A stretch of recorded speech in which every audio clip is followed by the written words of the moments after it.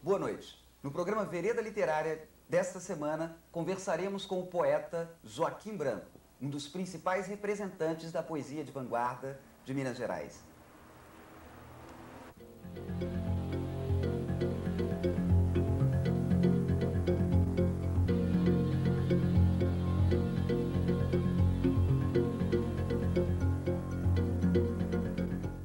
Joaquim Branco nasceu em Cataguases. É formado em Direito pela Universidade do Estado do Rio de Janeiro e em Letras pela Faculdade de Letras de Cataguases. Dentre as obras de Joaquim Branco, destacamos Concreções da Fala, Ferir a Folha, Laser para Lazer, Consumito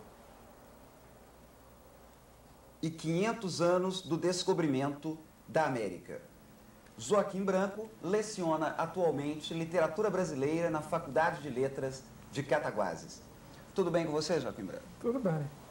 Então tá ótimo. Gostaria de começar a nossa conversa com você apresentando para nós uma trajetória da sua produção poética. Bom, a minha trajetória está muito ligada à questão de movimento, sabe? Eu nunca pensei em construir uma obra individual no início. Então, todo o nosso trabalho começou em 1961, em Cataguases, e era através de um grupo que fazia um jornal chamado Muro. Essa foi a primeira iniciativa nossa. Sempre naquela ideia de grupo, porque eu acho que uma andorinha só não faz verão. O grupo trabalhava o concretismo. Nós tínhamos uma defasagem em relação ao concretismo de 10 anos. Quando eu tinha 20 anos, o Augusto de Campos tinha 30. Então, isso nos deu uma desvantagem muito grande, porque, você sabe, quando você tem 20 anos, tem uma diferença de 10 é muito grande. Significativo. É muito significativo. Com 50 não é tanto, mas com 20 é muito grande. O nosso grupo ficou, então, um pouco para trás, porque começou a atividade em 61. E eles já tinham começado em 56, o movimento concreto. Mesmo assim, nós fizemos um movimento bom aqui, fizemos muitas exposições, e o jornal que, a início, era mimeografado, o jornal Muro, nós fizemos já na década no final de 60, já era impresso. E mudou de nome, chamava SLD. O SLD era uma alusão à época, né? LSD. Trocadilho. Um trocadilho com a época. Mas era um jornal que saía como suplemento do jornal Cataguases. E o grupo foi acrescentado de outros elementos. Mas basicamente nós permanecemos com 5 pessoas certas. Eu, Ronaldo Werneck, o Plínio Filho, o Pedro Branco, o Aquiles Branco, que são meus irmãos, o Carlos Sérgio Bittencourt, 6 elementos. Depois entraram Adolfo Paulino, Alessi Delfim Vieira e outros elementos. O grupo foi sempre acrescentando e perdendo alguns elementos durante a trajetória, mas basicamente esses permaneceram. Porque havia um sentido de movimento. Eu acredito muito nisso. Na transformação das coisas, que só pode ser feita em grupo e não por uma pessoa só. Depois, quando a fase heróica do movimento acabou, que foi já na década de 80, aí sim, cada um foi construindo a sua obra. E hoje não existe mais aquela ideia de movimento. A gente participa de atividades em outras cidades, até em outros países, mas sem aquela coisa do grupo fechado. O grupo nunca foi totalmente fechado, mas do grupo. Né? E na década de 70 nós fizemos o Totem, que foi mais famoso, foi um jornal que teve uma repercussão bem maior do que os outros, porque eu já tinha mais conhecimento do sistema de comunicação, usando muito o correio, e o contato com os poetas e os artistas aumentou muito, então nós tivemos uma repercussão muito grande. E eu já comecei a publicar meus livros, os outros elementos do grupo começaram também a publicar livros. A coisa funcionou mais. A partir da década de 70. Correto. Você poderia ir mostrando para nós o seu trabalho em relação a cada uma dessas fases? Eles estão representados aqui? Individualmente, o meu trabalho de livro, né, começou com esse livro chamado Concreções da Fala, que o próprio título, né, já mostra que é uma tendência para uma coisa nova, uma coisa que a simples fala, o simples verso não me bastava. Né? Eu acreditava e acredito na renovação constante. Você pode ver que toda a minha trajetória é de renovação. Quer dizer, pelo menos no meu critério, né? Eu acho que eu estou tentando modificar. E isso é uma tendência natural, não é uma coisa buscada, é uma coisa de dentro para fora. Né? Eu gosto de permanecer em mudanças. Esse livro foi a primeira edição ainda artesanal, quase, feita em tipografia plana, e é um livro que deixa a desejar na parte gráfica, a meu ver, porque ele foi feito com poucos recursos. Depois eu fiz, reunindo alguma coisa desse primeiro livro, eu fiz um livro que eu ganhei o prêmio de melhor autor do ano, de novo autor em Minas Gerais, que são os poemas de Consumito. Tanto eu ganhei um prêmio que a imprensa oficial editou o livro de graça. Foi o prêmio da edição do livro. O melhor livro que aparecesse lá seria editado. E esse livro foi editado assim. Ele traz alguns poemas aí que eu considero básicos. Há poemas meus que eu venho, às vezes eu mantenho, republico, porque eu considero que são assim básicos para a trajetória da obra. Uma espécie de fio condutor. Fio condutor da obra. E esse livro foi considerado no Rio também pelo Assis Brasil, outros críticos, como o melhor livro do ano de estreia, de poeta novo. Ótimo. Depois eu fiz duas plaquetes, um chamado Ferir a Folha e o outro chamado Arte versus Poder. Esses dois livros são puramente artesanais, e eu fiz na mão mesmo, não tem nenhum requinte. Quantos exemplares, em média? 100 exemplares, 100 exemplares de cada um desses pequenos. Uma tiragem muito pequena, mas que rodou o mundo, andou em muito lugar e teve alguma repercussão. E como é que é o seu critério, usualmente, para a distribuição da sua poesia? A minha distribuição de poesia é a distribuição de poesia que há no Brasil. Não existe mercado consumidor ao qual a gente tem acesso. Então, o próprio poeta distribui. E o poeta, se situando na área de experimentação, ele não conta com editora nenhuma. As editoras não editam e muito menos distribuem. O poeta hoje tem um arsenal de endereços que ele mesmo distribui e ele faz uma circular, às vezes cobrando alguma coisa, só o preço de custo, pelo preço de custo, para garantir a nova edição. Né? E às vezes eu consigo um patrocínio e aí não cobro, dou, na maioria das vezes eu dou, mas eu faço questão da distribuição. É a chamada distribuição que a gente faz de poeta para poeta. É mais assim. Então, normalmente, esses livros chegam mais a poetas, escritores e artistas. Ao público, muito pouco. A poesia de vanguarda no Brasil chega ao público muito bem através das exposições que nós organizamos. Nós organizamos muitas exposições, mas muitas mesmo. No início, algumas, mas depois, com a multiplicação da coisa, nós organizamos no mínimo uma por semana no Brasil e no mundo. Hoje, naturalmente, eu participo de uma vez por semana de uma exposição no mundo. Certo. Em algum país do mundo eu estou participando de uma exposição. Ok.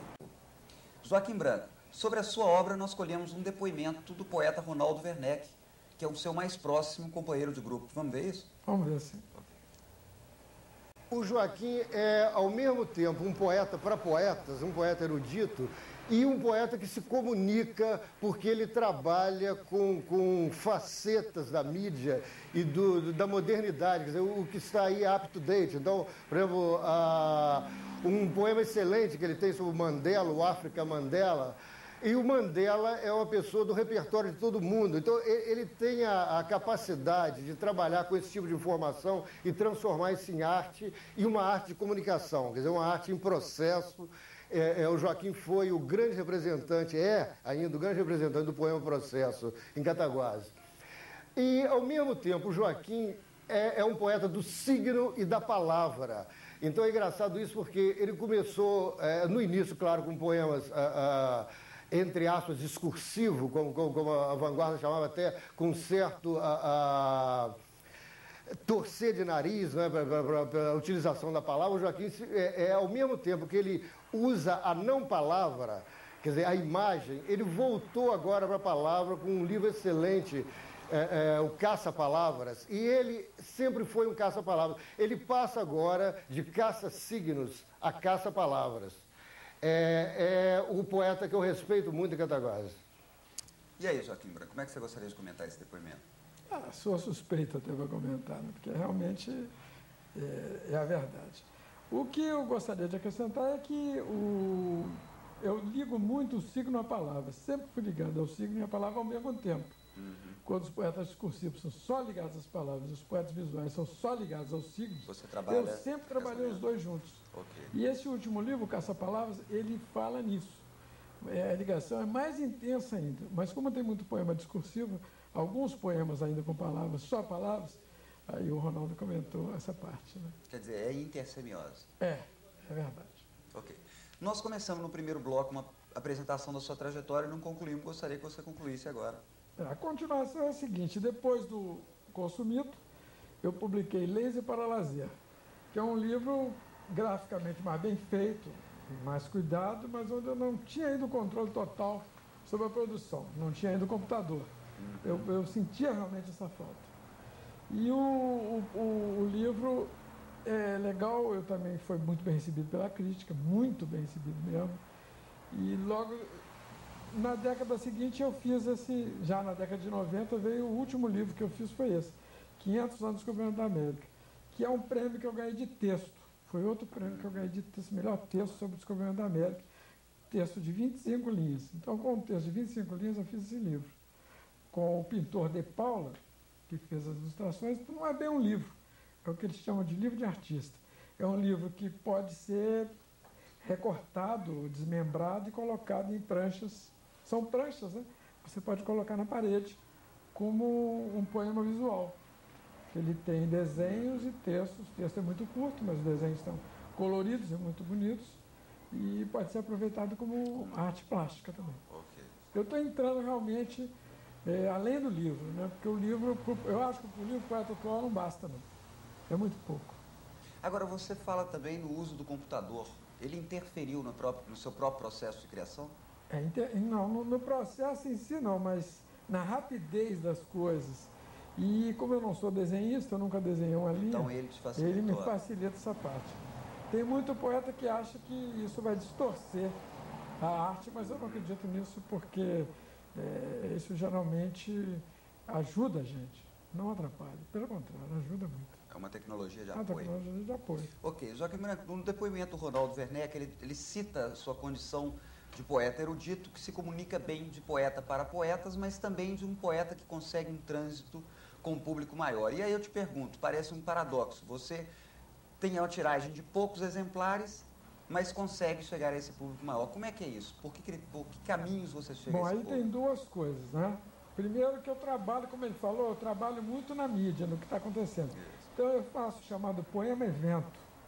Faço poema sobre os eventos do momento. Funciona quase como um chargista da poesia. Eu estou trabalhando muito nisso. Meus poemas falam sobre tudo que está acontecendo, o movimento do sem terra. Os poemas atuais são sobre isso. Uma temática social? A temática social é forte, né? E, ao mesmo tempo, como as tiragens são pequenas, a gente trabalha muito nas exposições de poesia.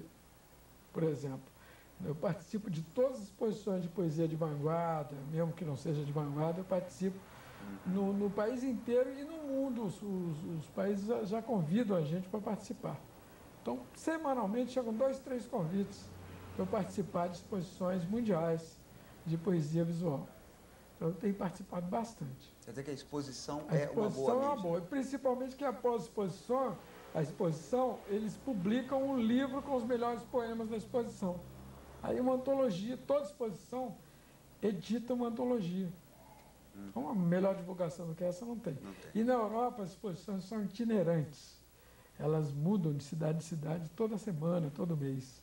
Pois é, e tem uma outra coisa. Teria a sala de aula, mas ocorre que na sala de aula geralmente há um privilégio enorme para o verso tradicional. Os professores, inclusive, se sentem melhor qualificados para ensinar o verso tradicional e o aluno tem muito pouco contato com a poesia de vanguarda. Como é que você vê essa questão? Eu vejo essa questão da seguinte maneira. A vanguarda é sempre uma novidade. E a única maneira de vencer essa parte é atuar junto às editoras de livros didáticos e junto aos autores de livros didáticos, divulgando, é o que eu estou fazendo agora, divulgando o trabalho não meu, mas do grupo. Não só do grupo de Cataguases, mas do grupo do Poema Processo, da poesia visual, que trabalha no país inteiro. Eu estou preocupado com isso agora. Estou começando a fazer esse trabalho. Poesia tem que circular. Tem que circular. Ok. Joaquim Branco, num ponto anterior da nossa conversa, você se refere à formação de grupos da literatura e o individualismo que hoje caracteriza praticamente a nossa literatura. Isso tem sido dado como uma tendência do pós-moderno. Como é que você vê essa questão? Bom, essa não é a minha trincheira. Por isso eu me sinto mal nela. Eu acho que eu continuo, de certa maneira, com o mesmo espírito de grupo, mas está na época da obra individual, da obra do poeta. Passada a fase heróica do movimento, é claro que agora a gente tem que construir a obra. Mas eu continuo achando estranho essa frieza pós-moderna, esse isolamento pós-moderno. Prejudica? Prejudica um pouco porque não há mais aquela agitação que havia, né? A gente precisa acostumar com essa coisa fria. Isso está ligado, de certa forma, à função social da poesia, professor? Bom, nós temos que acostumar com o pós-moderno pelo seguinte, você pode ver que nos poemas atuais a gente dá um riso assim frio, um riso assim indireto. Meu poema tem esse riso indireto hoje. Então ele também é pós-moderno. Por isso ele é pós-moderno. E hoje se fala de uma ironia do vazio, porque antes exato. Era uma ironia com destino, hoje já é uma ironia... Essa é meio difícil de encarar. Brava. Essa é brava. Agora, no seu livro Ferir a Folha, de 78, você apresenta uma definição de poema. Como é que é a sua definição atual do poema? A minha definição atual de poema continua, de certa maneira, a mesma, porque a minha definição é o próprio poema. Como foi naquela época, o poema era a definição do poema. Ao ferir a folha, em vários momentos do poema, eu feri a folha. Por isso que o título dele é esse. Hoje, eu remeto o leitor ou o outro poeta a ver o meu poema, que é ali que está a definição do poema. É o próprio poema. Não há outra definição melhor do que o próprio poema. Ok. E como é que você vê o seu lugar hoje, o lugar da sua poesia hoje no conjunto da literatura brasileira? Eu acho que não está bem dentro da literatura brasileira, está bem dentro da arte brasileira. É uma coisa mais ampla, o tipo de trabalho que eu faço. Não só eu, mas vários poetas, como Sebastião Nunes, né? E vários poetas, Márcio Almeida, né?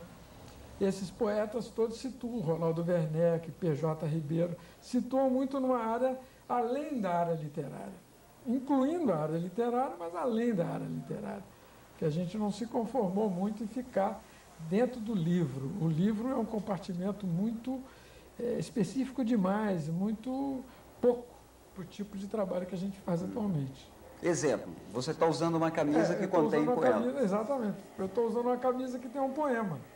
E esse poema, se ele fosse um poema tradicional, não teria tanta validade como um poema gráfico, que precisa de cores, precisa de todo um apelo visual. Que está adequado a esse meio, né? Exatamente. A camisa é o próprio poema, no caso. E a sua produção atual, como é que está? A minha produção atual tem um problema muito grande. Eu preciso de materiais que o livro não me fornece. Então eu me contento em fazer o livro, assim mesmo, vou publicar um livro agora, chamado Caça-Palavras, que faz uma porção de versões, uma porção de matrizes que podem ser reaproveitadas em outros materiais. Meus poemas hoje precisam de outros materiais. O livro é muito pouco. Mas mesmo assim, a versão em livro acho válida, porque é uma maneira prática de divulgar o trabalho. Mais prática do que qualquer outro. Claro. E o livro engendra uma espécie de respeito que os outros materiais não têm. Um fetiche. Não é? Existe. Joaquim Branco, você tem um poema de 63, Poema Ciente. Eu gostaria que você apresentasse para nós e comentasse essa relação que você estabelece entre poesia e ciência, poema e ciência. A palavra ciência forma um suporte único dentro do poema, né? Então tem uma fileira aqui onde a palavra ciência se repete. Eu acho que a poesia está muito ligada à ciência, no sentido de que a obra deve ser elaborada. A obra não é fruto do acaso, só do talento. O talento é muito bom, mas sem a técnica, o talento vai embora. Não adianta.